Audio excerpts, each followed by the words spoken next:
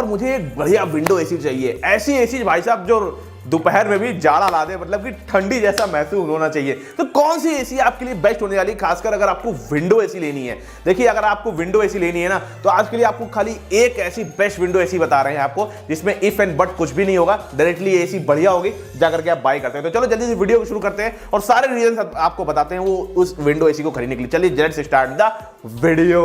इससे पहले यार एक चीज और यार, अगर वीडियो मेरी अच्छी लगती है यार, जाकर प्लीज मेरे चैनल को